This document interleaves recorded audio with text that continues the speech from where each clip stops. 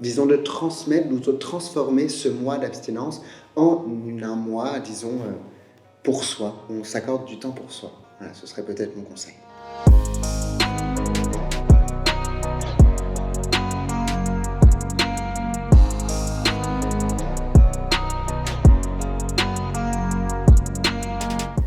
Eh bien, dans le cadre du Dry January, je pense que ça peut être bénéfique pour le corps. Déjà, ne serait-ce que de faire un petit break d'alcool, de consommation.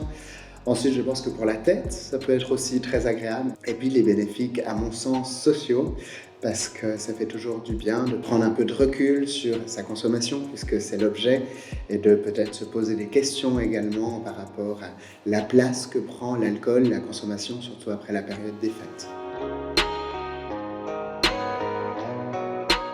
Et je pense que le sentiment d'appartenance est extrêmement important.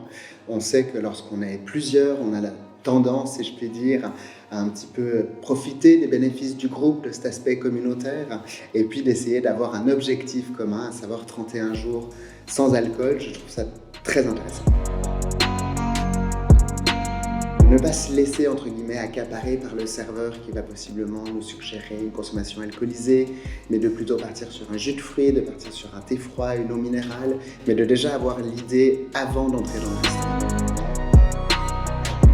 D'être franc, d'être honnête, de dire les choses telles qu'elles sont, me paraît la meilleure idée. De dire que l'on participe au Dry January me paraît déjà un très bon argument. Autrement dit, on appartient à une communauté, on s'est lancé un défi, ça me paraît déjà une bonne manière pour dire stop.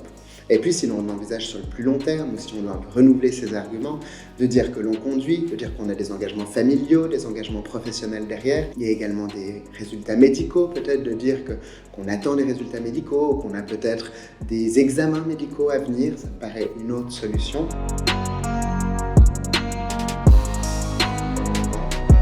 Je serais d'avis de leur dire de tenter. Autrement dit, que ce soit réussi ou pas réussi, la part de risque, elle est minime. Techniquement, il y a juste des bienfaits pour la santé, il y a des bienfaits, à mon sens, physiques et psychiques. Et à ce titre, je serais d'avis de leur dire tentez, que ce soit 1 jour, 2 jours, 3 jours, 10 jours, essayez et vous verrez ce que ça donne.